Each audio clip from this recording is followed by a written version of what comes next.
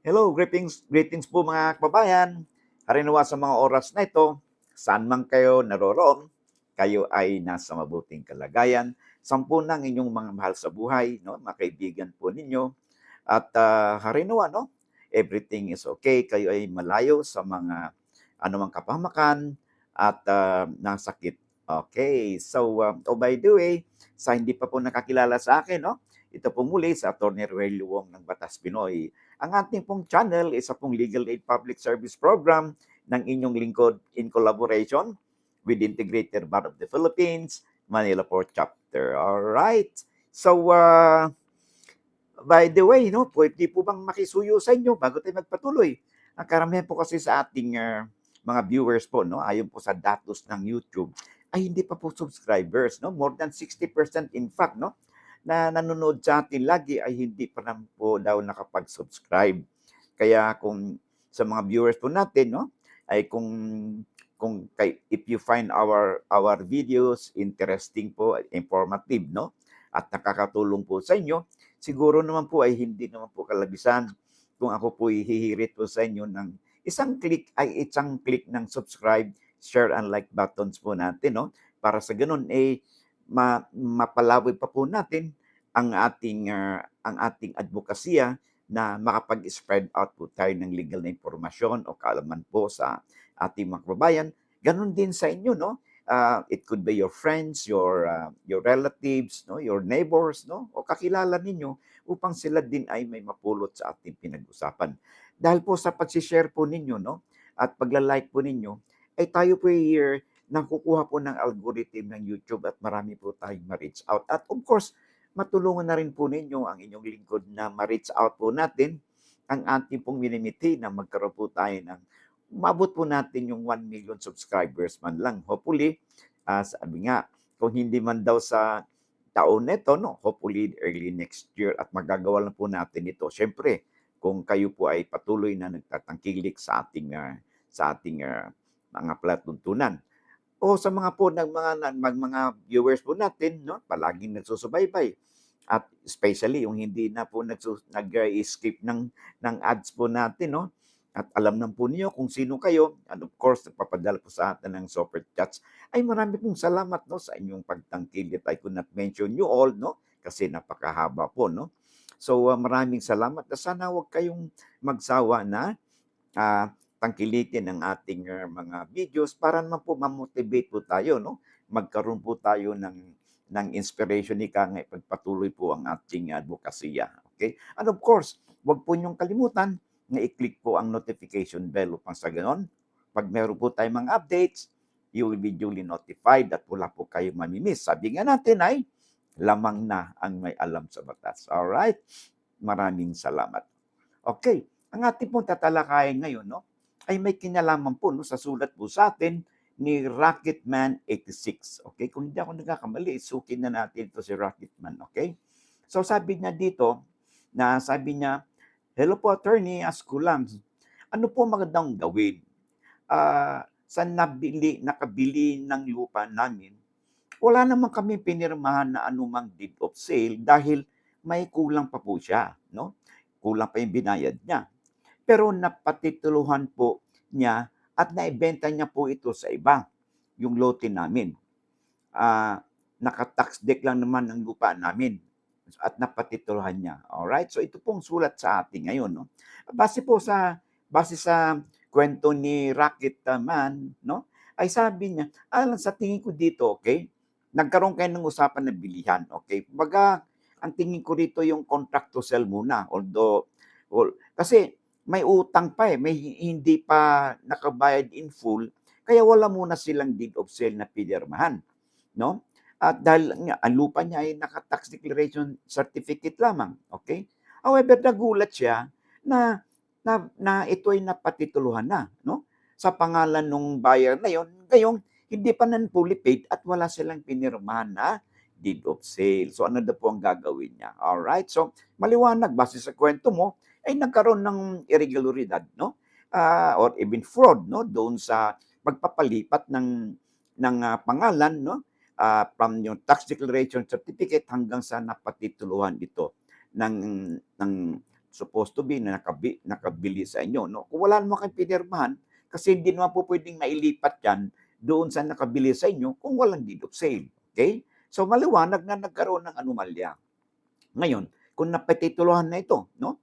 At hindi pa naman lagpas sa 1 year within which you can collaterally attack the validity of the title, no? Eh kung lampas na ng 1 year ito, ang gagawin mo, you have to directly now attack the validity of the title kasi nakalampas na ng 1 year, no? From the date of the issuance of the title.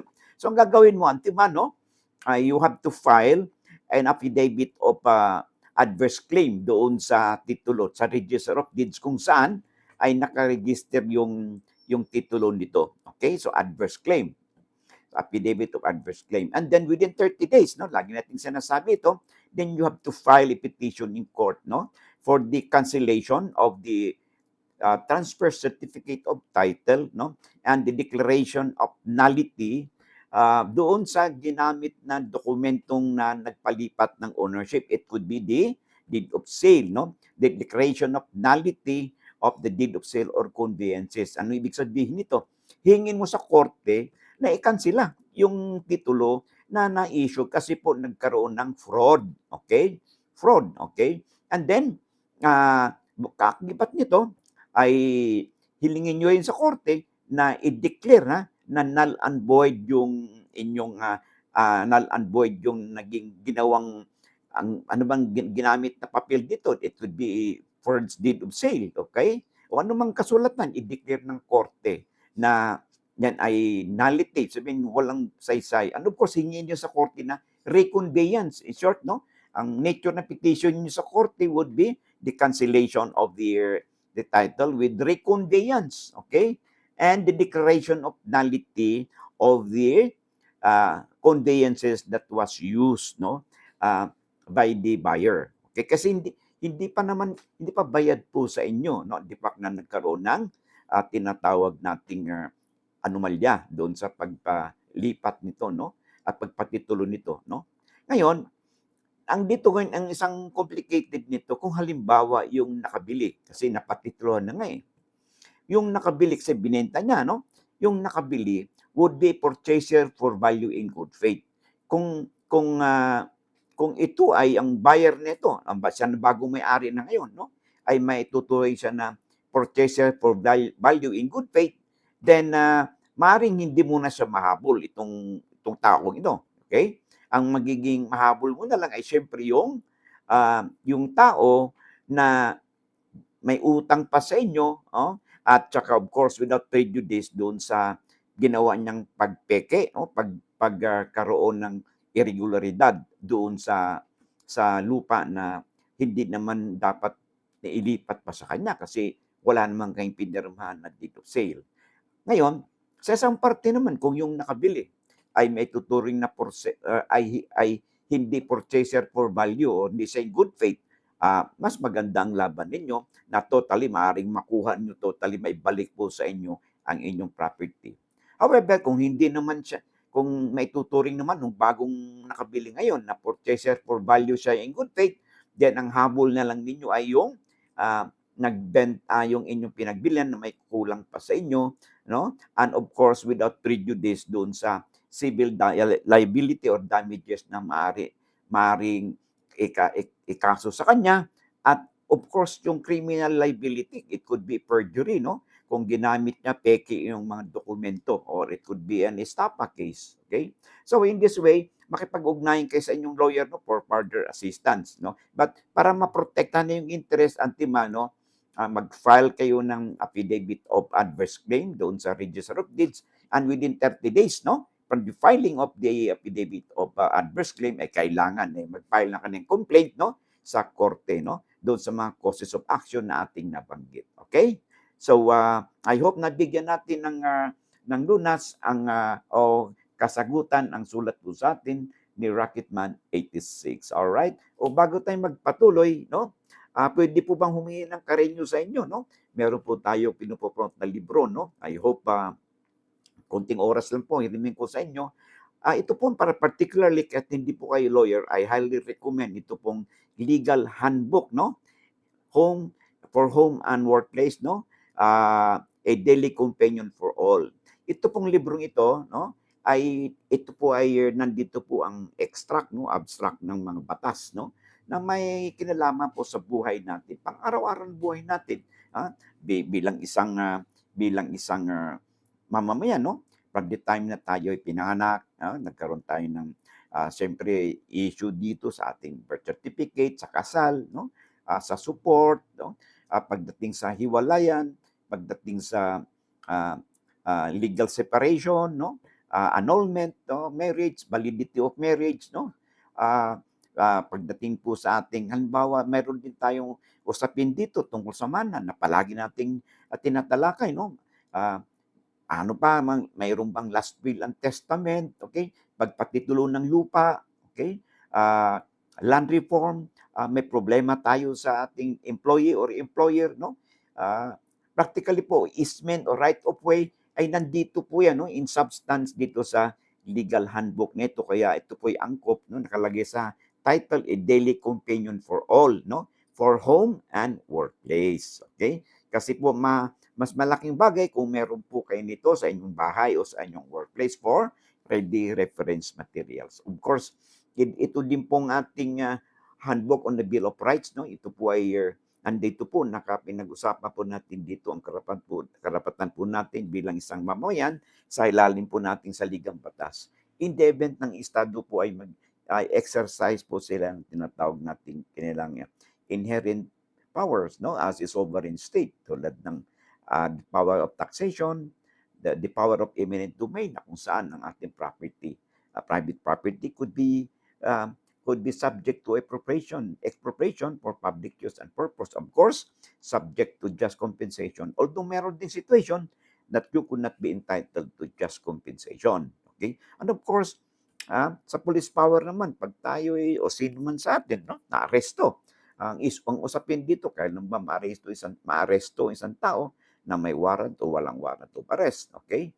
Ganon din sa pag-search and seizure ng ating mga gamit.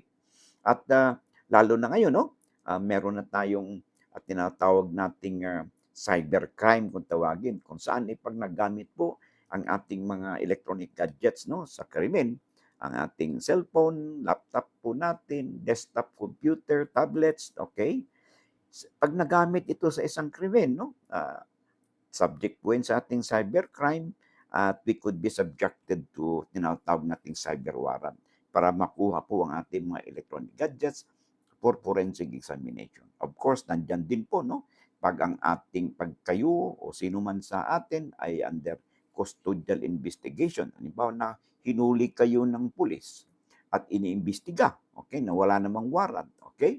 Ano bang karapatan, no, ng isang tao na under custodial investigation? Kaya napakamahalaga rin, no, na mayroon kayong libro nito sa inyong bahay at workplaces for ready reference, no? Kung sakali man, para meron kayong immediately mababasa at mag-guided kayo. Of course, the rest po ng libro natin, yung labor laws po natin, no, yung compendium natin, no, labor laws, no, this is really appropriate sa mga HR practitioners po natin, no, and of course sa ating mga labor and industrial relations practitioners, mga panyeros po natin, and of course yung corporate law annotated, and of course yung ating CIPRA or yung Code of Professional Responsibility and Accountability for all lawyers po ito. So, panyeras, I highly recommend, no, na magkaroon po kayo ng copy ng mga librong ito for your ready reference as well, no, sa inyong office, no, at para maging gabay po ninyo, no, as your ready reference sa ating pang-araw-araw na practice. Okay? Maraming salamat. All right. Ang mga libro pong ito is published and distributed by Central Books. You could screenshot this, no? At pumunta kayo sa kanilang website, no? www.central.com.ph. Okay? They have branches in Makati, Mandaluyong, Quezon City, at saka sa Manila, and they have branches too in Cebu and in Davao. Free delivery po, no? If you order online, nationwide po ang delivery po nito. Libre po ang delivery. Mga hardbound po ito, no?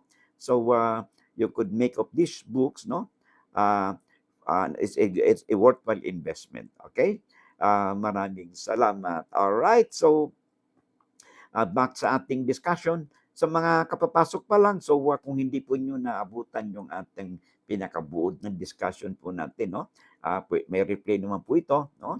And and you can go over it and may mga, I'm sure, no? Those similarly situated ay may napulot po kayo o mapupulot po kayo sa pinag-usapan sa tinalakay po natin sa video na ito. Okay? And of course, kung hindi pa kayo napag-subscribe, no? Paki-click lang po ang subscribe, share, and like buttons po natin upang matulungan po ninyo ang inyong lingkod na mapalawig pa natin ang ating advokasya, na mapagbigay po tayo ng legal na kaalaman o impormasyon sa ating mga kababayan. So upang kayo o sila din po ay mayroon pong mapupulot at makinabang sila sa ating pinag-usapan. Sabi nga natin ay lamang na ang may alam sa batas. Hanggang dito na muna tayo, and I hope to see you again in the next video po natin. Maraming salamat and God bless.